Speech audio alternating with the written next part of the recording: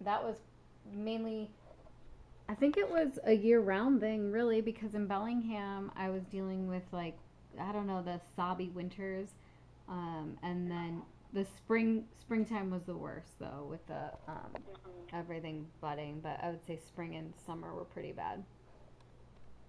Did you notice a difference when you moved to Spokane? Like with kind of a different climate there and different like vegetation?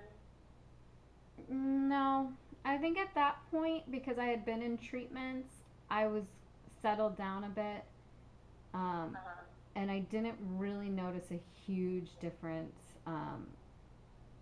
being outdoors. Uh-huh. Yeah, I'd say it was still I was still pretty much the same. Okay. Interesting. I was gonna ask like because I do focus on like public outdoor spaces as a landscape architect. Like what if there are any kind of types of spaces that you more comfortable in or less comfortable in, like certain kinds of parks or um, um, certain, urban spaces. But it sounds like you just had a hard time outside.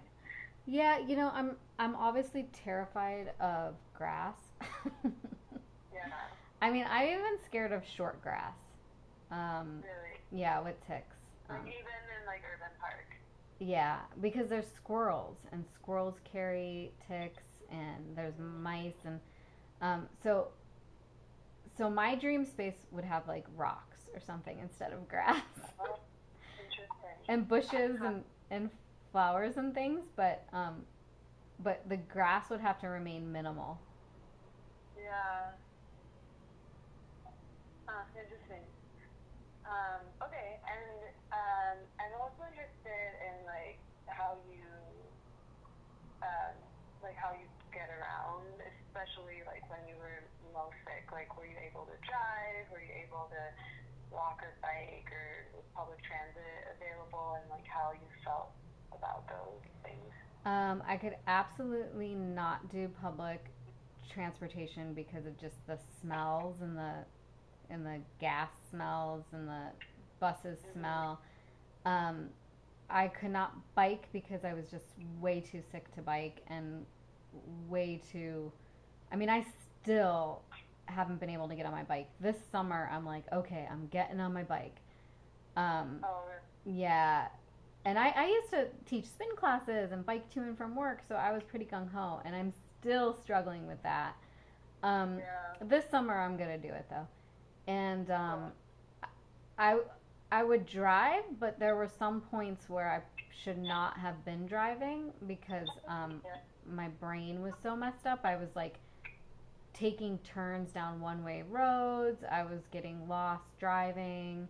I had to use a GPS system in my car to make sure I could figure out where I was going in a city that I had lived for 10 years. So, um, Wow. driving was the one place, the one form of transportation that I would use the most, though. Yeah. And in Bellingham, you couldn't really walk much because it's not like a Yeah. city that you can get too far walking in. Yeah.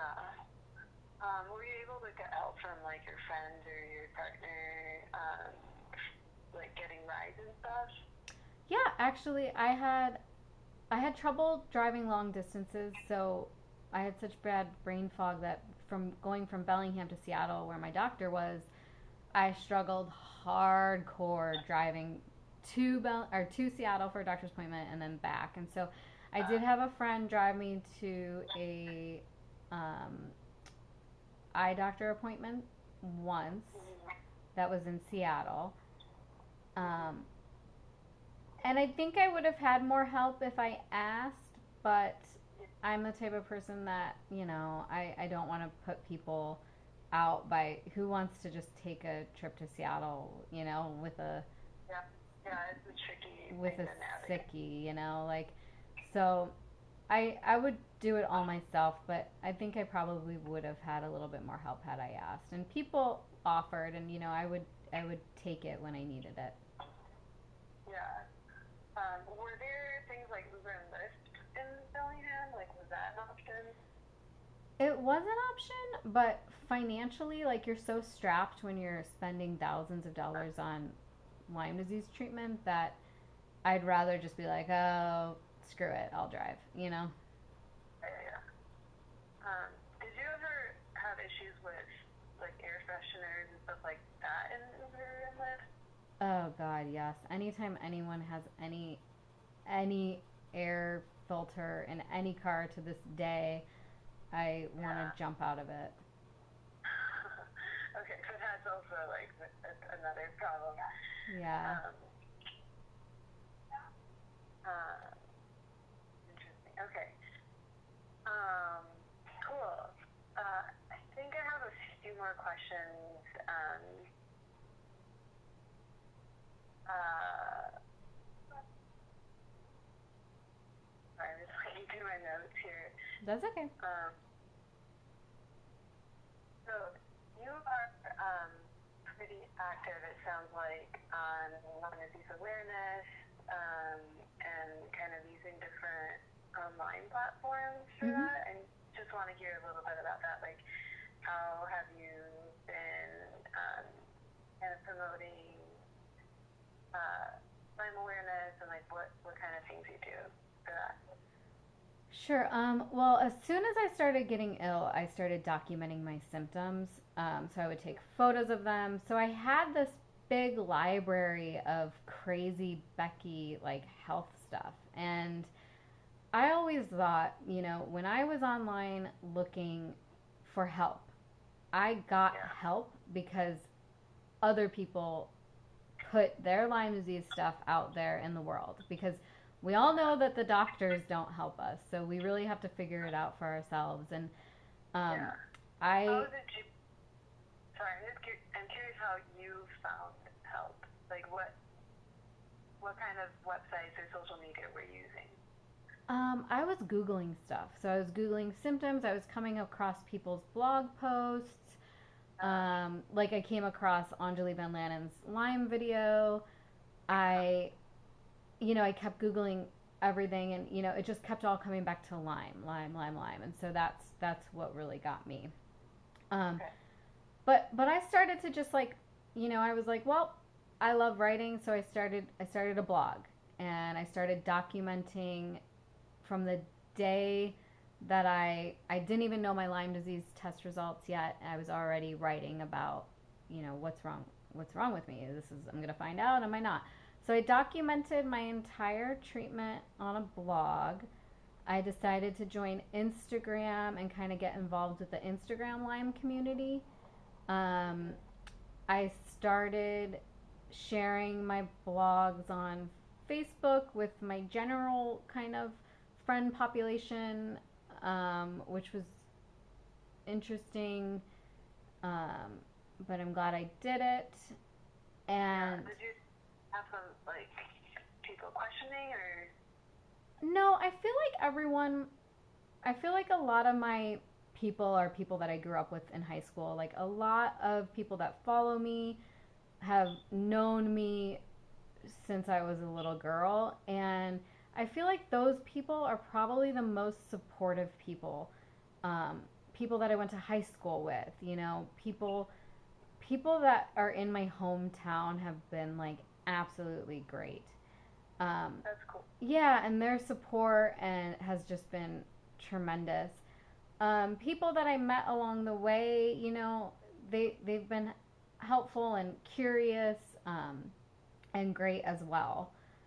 Um, Well, yeah, but I I like I liked connecting with people on social media and Instagram that were also dealing with the same problems that I yeah. had. I started making YouTube videos, so I documented all my treatment, with quick little, some of them are quick, but little YouTube videos that I have a YouTube channel. Um, and I did that to kind of help people get an idea of what Lyme disease treatment is like. They're pretty boring. And then I started my own website that, um, I can kind of put all my Lyme disease projects on. I tend to do a lot of project. I was on the radio talking about Lyme disease. I did a public service announcement with a Seattle film kind of team that I've worked with in the past because I do a lot of acting. Um, so I like to, Oh, yeah, I like to use my acting kind of as a platform and my public speaking and stuff to raise awareness. that's really cool. Great. I think that was mostly what I had. Do you have any last things that you wanted to add or any questions? Um, I don't think so. I'm interested in the space that you want to create. Yeah. So I haven't. So my approach actually to this is not necessarily creating one space, but thinking about strategies to make public spaces and like everyday places more friendly to people who have chronic illness, because it is like it's hard to make like one destination impactful. Yeah. Yeah, so I'm sort of kind of shaping the project and the outcome as I go. Mhm. But for the last iteration, I had a set of guidelines for designing public spaces that was sort of like recommendations or even like reminders for people that design more like everyday places Mhm. to incorporate certain things that like we don't usually think about that people with chronic illness really struggle with. Yeah.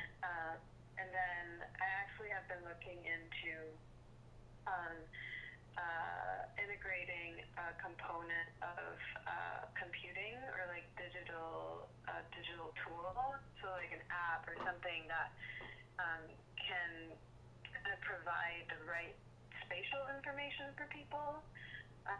And so that's kind of like the way I'm taking this a little bit further. I think I'm going to be developing that a little bit more because it is hard to like create spaces that accommodate every single need and like Yeah. everyone's need, even just within Lyme, because like everyone has kind of a different experience. And Yeah. I think what I found is that if there's a way to cater information and like to deliver the right information to people who have Yeah. like specific needs, spatial needs, or like place-related needs or environmental needs, and then like kind of share experiences and share knowledge in a more structured way. That seems to be maybe a little bit more impactful than like trying to create all these Yeah. places, built spaces that are like accommodating to everyone. Um, so yeah, so I'm sort of exploring the digital side a little bit more and like looking at how to like synthesize information with like built environment and in that way making built environments more accessible. Yeah. You know, what I struggle with a lot is my work environment Yeah. because we can't choose that. You know what I mean? Yeah. Interesting. Yeah. And you do you work in a gym? You said. Well, currently I'm working at like a chiropractor office, and luckily the people that I work with are all very health minded. Like we're all very natural. Majority of us that are there, we we take supplements. We're healthy. We're Yeah. alternative. We're not going to our doctors. But Yeah. you still don't have it. They don't have it to the level that I have it. They don't know to Yeah. the level that I know. And so Yeah. I find myself struggling at at work a lot with my environment. And even the gym that I worked at when I was really sick, we moved down the street and remodeled a new space, and I had Yeah. to work in a newly constructed space that was just like dust was everywhere. It was clean, it was new, but it was dusty. I had to have the owner change out the cleaning chemicals because I was wheezing Yeah. when they were mopping the floors with bleach. Like, I struggle with when I moved to Spokane, I actually quit 2 jobs first because I didn't feel healthy in the spaces. I believe Wow, that's that really interesting. one of them I believe was moldy and dusty and dirty, and the other one was like this big workout facility that I just think like had this like turf like I think had like too many chemicals in it for me maybe. So Uh-huh. it's like really hard. I just don't think the general population Yeah. understands any kind of like environmental issues that can cause um, health problems to them. I mean, even being healthy, they don't feel it to the effect that chronically sick people feel it. Right. But it's Right. happening to them too. I think Um, Yeah, on some level, even if it's like not really conscious or hmm noticeable, right? And I do think that it's people are learning about it. They're talking about things more and maybe trying to make it better, but ultimately it's nowhere near being like I never feel like I'm in a safe, clean space anywhere basically that I go. Yeah. I try to make my home that space, really. Right. Yeah, and you have a lot more control over your home environment than your work environment. Mhm. Wow. That's interesting. I feel like that would be like another interesting research project to look Yeah. at work environments for people with chronic illness, because yeah, it is harder Yeah. to, and you can't choose your work, or like No. we just can't quit jobs as easily as you can like move home. Yeah, and it's scary because it's like when I take a new job, it's like, okay, is this place going to be moldy? Is this going to cause me to relapse? You're basically risking Uh, your entire health, like uh, off of an environment of a place. It's really important. And and then you seem kind of crazy, if you say anything about it. People think you're yeah, nuts. If you're like, totally. I think there's a water leak in here, um, and and people look at you like you're freaking nuts because they don't see any water leak. Yeah, yeah. I definitely have had that where I'm like feeling sensitive, and then I start feeling paranoid because everyone else is like, what are you talking about? Like, and then Mm-hmm. it makes you seem like a hypochondriac, but you're just really more sensitive. Yeah. And you learn to just like not say as much. I kind of just like Yeah, get out of the yeah. situation and try, or see who I can say something to who's not going to think I'm nuts. You kind of have to tiptoe around those things. Hmm. Yeah. Okay. Well, thank you for your insight. This was really interesting and like very informative. Yeah, you're welcome. I love doing stuff like this. So if you ever want to chat again about it or if you have any more questions, you can always contact me. And if you want to reach out and talk about eye stuff as well, because that's, Yeah. Yeah, I really do that. It sounds like you have a lot of experience dealing with these. Um, oh, just one last question. Can I ask your age? I'm 39. 39. Okay. Although I get confused with 24 all the time. Just saying.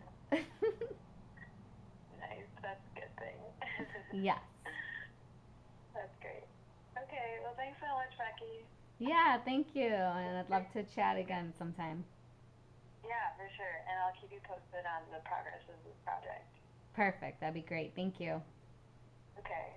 Okay. All right. Have a Talk good day. to you. Bye. Bye.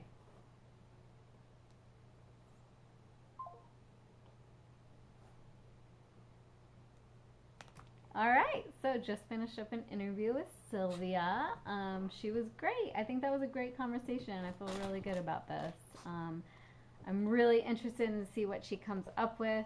This little rascal has to go to the potty. He's bored, but he was so good during that video. He was so good. All right, thanks for watching, guys. Hopefully I can piece all these little connections together.